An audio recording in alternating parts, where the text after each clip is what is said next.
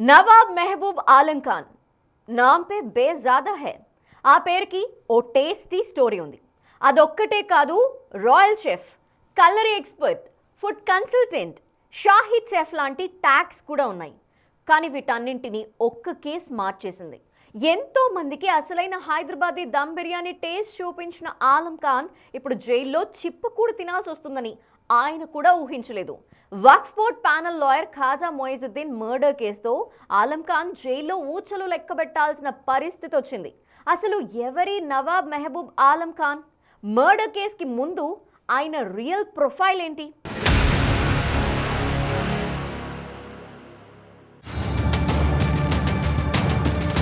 హైదరాబాద్ దమ్ బిర్యానీ దమ్మేంటో ప్రపంచానికి చూపినోడు. Foreign delegates కు royal మెనూని design చేసినోడు. పొలిటికల్ లీడర్లకు వారెవా అనిపించే విందులెన్నో ఇచ్చినోడు. కట్ చేస్తే senior advocate Khaja Moinuddin murder కేసులో అరెస్ట్ అయ్యి జైల్లో చిప్పకూడు తింటున్నాడు. ఇంత బతుకు బతికి హైదరాబాద్ దమ్ బిర్యానీలో పడిన ఉల్లిపాయలా ఫ్రై అయిపోయాడు. నవాబ్ మెహబూబ్ ఆలం ఖాన్ కు ఇలాంటి పరిస్థితి వస్తుందని ఎవ్వరూ ఊహించలేదు. ఎందుకంటే ఆయనకంటూ ఓ స్టేచర్ ఉంది. పాత బస్తీలో ఆలం ఖాన్ అంటే తెలియని వారెవరూ లేరు. ఆయన పిలిస్తే రాని రాజకీయ నేతలు లేరు. ఈయన బిర్యానీ వండితే వాహ్ అనని వారుండరు. హైదరాబాద్ బిర్యానీ ఘుమఘుమలని ప్రపంచవ్యాప్తం చేసిన షాహీ చెఫ్, నిజాం నవాబుల కాలం నాటి రాజసం ఉట్టిపడే వంటకాలను నేటి తరానికి పరిచయం చేసిన culinary expert Nawab Mehboob Alam Khan. Food lovers కు, హైదరాబాదీ రాయల్ వంటకాలను ఇష్టపడే వారికి ఈయనే ఓ బ్రాండ్. కానీ కాలం ఎప్పుడూ ఒకేలా ఉండదు. 5 స్టార్ హోటళ్లలో విదేశీ అతిథులకు రాయల్ మెనూ టేస్ట్ చూపించిన ఈ షెఫ్ ఇప్పుడు ఓ హత్య కేసులో ప్రధాన నిందితుడిగా మారి జైలు గోడల మధ్యలా గడుపుతున్నాడు. Waqf board panel lawyer Khaja Moinuddin murder case Nawab Mehboob Alam Khan జీవితాన్ని ఒక్కసారిగా మలుపు తిప్పింది. నవాబ్ మెహబూబ్ ఆలం ఖాన్ పేరులోనే కాదు, ఆయన లైఫ్ స్టైల్లోనూ రాయల్టీ ఉంటుంది. ఓ సంపన్న కుటుంబంలో జన్మించిన ఆయనకు చిన్ననాటి నుంచే నిజాం కాలం నాటి వంటకాలపై, వారి సంస్కృతిపై ఆసక్తి ఉండేది. కేవలం వండడమే కాదు, అసలైన హైదరాబాదీ బిర్యానీ వెనుకున్న చరిత్రని, వాటిలో వాడే మసాలాలపైన రీసెర్చ్ చేశారు. హైదరాబాద్ బిర్యానీకి అసలైన బ్రాండ్ అంబాసిడర్ ఆలం ఖాన్. ఇప్పుడు దొరికే బిర్యానీలు చాలా వరకు కమర్షియల్ అయిపోయాయని, అసలైన షాహీ దమ్ బిర్యానీ రుచి వేరేలా ఉంటుందని ఆలం ఖాన్ బలంగా నమ్ముతారు. అంతేకాదు, కాలగర్భంలో కలిసిపోతున్న కుతుబ్ షాహీలు, అసఫ్ జాహీల కాలం నాటి అసలైన రాచరిక వంటకాలపై ఆయన ఎన్నో ఏళ్లు పరిశోధన చేసి వాటిని మళ్లీ వెలుగులోకి తెచ్చారు. అందుకే ఆయన్ని Shahi chef, Hyderabadi biryani legacy custodian అని పిలుస్తారు. ప్రభుత్వాలు నిర్వహించే అధికారిక విందులకు కూడా ఈయనే ఫుడ్ మెనూ డిజైన్ చేసేవారు. ఎందరో సెలబ్రిటీలు ఈయన చేతి వంటని చూసి ప్రశంసించారు. కేవలం బిర్యానీ మాత్రమే కాదు, సోఫియానీ బిర్యానీ, ఖతీ దాల్, లక్ష్మీ నిహారీ లాంటి ఎన్నో రాయల్ వంటకాలు వాటి అసలైన రుచి కోల్పోకుండా వందల ఏళ్లుగా వస్తున్న సాంప్రదాయ పద్ధతుల్లో వండడం ఈయన స్పెషాలిటీ. దేశ విదేశాల్లోని 5 స్టార్ హోటళ్లు, royal events, Hyderabad food festival నిర్వహించాలనుకుంటే ఆలం ఖాన్ సలహాలు, సూచనలు తప్పనిసరిగా తీసుకునేవారు. ఆయన్ని ఒక ఫుడ్ కన్సల్టెంట్గా, కలినరీ ఎక్స్పర్ట్గా ఫుడ్ ఇండస్ట్రీ గౌరవించేది. హైదరాబాద్కు వచ్చే అంతర్జాతీయ ప్రతినిధులు, విదేశీ అతిథులు, రాజకీయ నాయకులు, సెలబ్రిటీలకు రాయల్ డిన్నర్ ఏర్పాటు చేయాల్సి వస్తే షాహీ మెనూ డిజైన్ చేసే బాధ్యతను ఈయనకి అప్పగించేవారు. హైదరాబాదీ సంప్రదాయ వంటకాల్లో దమ్ బిర్యానీ తయారీలో ఆయనకున్న దశాబ్దాల అనుభవం అలాంటిది. మరి ఈ నగర సాంస్కృతిక ఆహార వైభవానికి ఆలం ఖాన్ ప్రతీకగా నిలిచారు. మెహబూబ్ ఆలం ఖాన్ రాయల్ షెఫ్ మాత్రమే కాదు, హైదరాబాద్ సంస్కృతిని ప్రతిబింబించే ఎన్నో రంగాల్లో చురుగ్గా ఉండేవారు. పాతకాలపు వస్తువులు, నిజాం నాటి రాచరిక సామాగ్రిని సేకరించడం ఆయనకు హాబీ. పైగా హైదరాబాద్ ఎలైట్ సర్కిల్లోనూ, పొలిటికల్ సర్కిల్లోనూ ఆయనకు మంచి పట్టుండేది. ఎంతో మందికి ఆయన ఒక రోల్ మోడల్గా నిలిచారు. ఇంత ఘనమైన ప్రొఫైల్, సొసైటీలో ఎంతో గౌరవం ఉన్న నవాబ్ మెహబూబ్ ఆలం ఖాన్ పేరు లాయర్ ఖాజా మొయిజుద్దీన్ హత్య కేసులో ఒక్కసారిగా క్రైమ్ డైరీలోకి వెళ్లిపోయింది. కోట్ల రూపాయల విలువైన వక్ఫ్ భూముల వివాదం ఈ మర్డర్కు దారితీసిందని, ఈ కుట్ర వెనుక ఆలం ఖాన్ హస్తం ఉందనే ఆరోపణలతో పోలీసులు ఆయన్ను అరెస్ట్ చేశారు.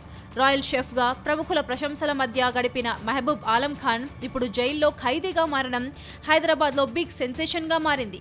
మర్డర్ కేసు, పోలీసుల దర్యాప్తు, కోర్టులో విచారణ ఎలాగైనా కొనసాగొచ్చు. కానీ ఎంతో మందికి అసలైన హైదరాబాదీ దమ్ బిర్యానీ టేస్ట్ చూపించిన ఈ షాహీ షెఫ్ పాపులారిటీకి మాత్రం లాయర్ ఖాజా మొయిజుద్దీన్ కేసు ఓ పెద్ద మచ్చలా మిగిలిపోయింది.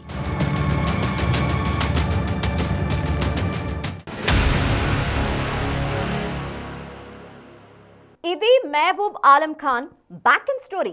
ఇంత బ్యాక్గ్రౌండ్ నుండి కూడా ఓ చిన్న తప్పుతో కష్టపడి సంపాదించుకున్న పేరు ప్రతిష్టలన్నీ కుప్పకూలిపోయాయి. ఆయన లైఫ్ జర్నీలో ఇదో మాయని మచ్చలా మిగిలిపోతుంది. కానీ ఆ మచ్చ వెనక కూడా ఇప్పట్లో మర్చిపోలేని స్టోరీ ఉంది. అసలు వక్ఫ్ బోర్డ్ ప్యానల్ లాయర్ ఖాజా మొయిజుద్దీన్ని ఎందుకు చంపాల్సి వచ్చింది? అతనికి ఆలం ఖాన్కి మధ్య ఉన్న విభేదాలేంటి?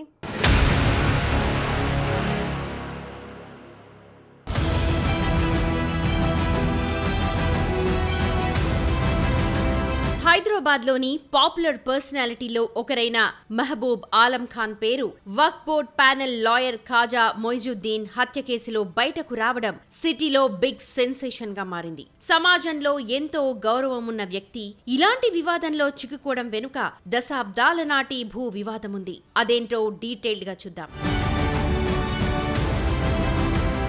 1962లో ఆలం ఫ్యామిలీ వక్ఫ్ బోర్డ్ భూములను లీజుకు తీసుకుంది. వాటిలోనే ఆలం కుటుంబం విద్యా సంస్థలు నడిపింది. ఈ క్రమంలో కొన్ని వక్ఫ్ బోర్డ్ ఆస్తులని తమ పేరిట ప్రైవేట్ ఆస్తులుగా మార్చుకున్నారు అన్న ఆరోపణలు ఉన్నాయి.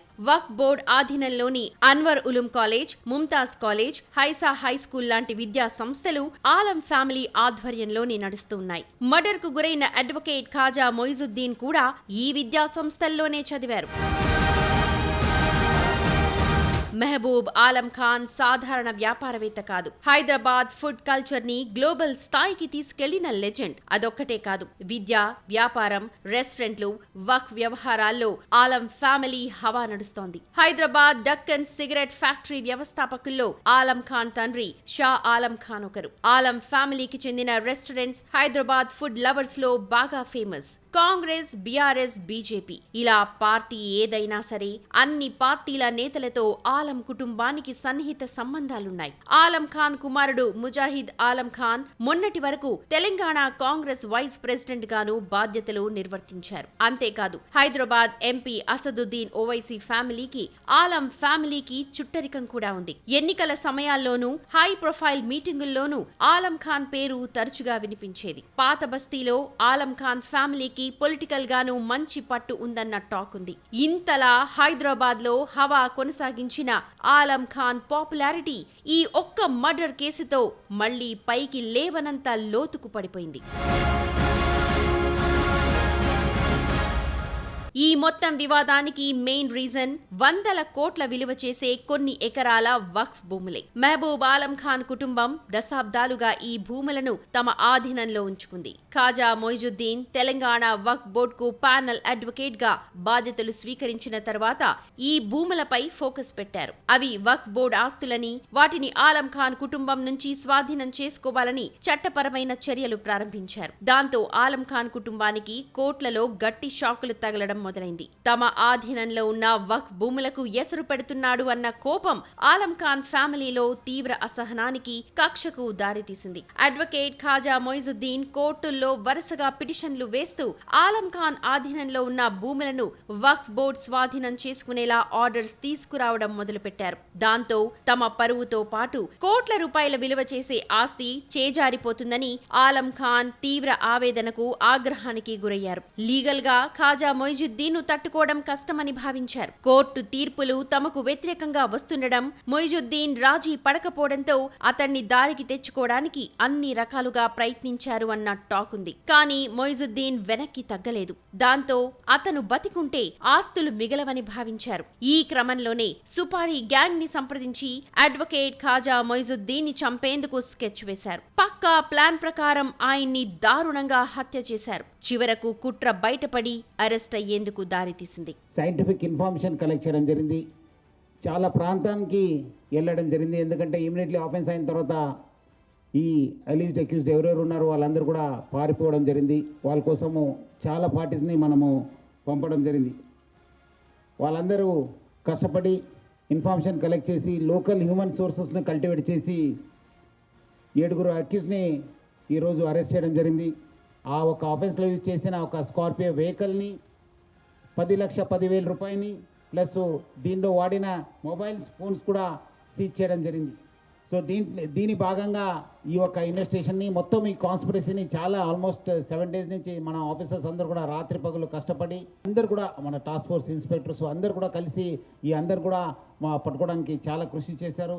వాళ్ళందరూ కూడా నేను పేరు అభినందిస్తున్నాను. వీళ్ళందరూ కూడా అక్యూజ్ని ఇప్పుడు జ్యుడిషియల్ కస్టడీకి పంపడం జరుగుతుంది. 100 కోట్ల ఆస్తి, సమాజంలో పేరు ప్రఖ్యాతులున్న మెహబూబ్ ఆలం ఖాన్ వక్ఫ్ భూముల వివాదం, ఈగో కారణంగా ఓ అడ్వకేట్ నే చంపించే స్థాయికి దిగజారడం అందరినీ షాక్ కి గురిచేసింది. చివరికి ఆయన జైలు పాలు కావలసి వచ్చింది. జీవితాంతం కష్టపడి సంపాదించుకున్న గౌరవం మొత్తం ఈ ఒక్క తప్పుతో బూడిదలో కలిసిపోయింది.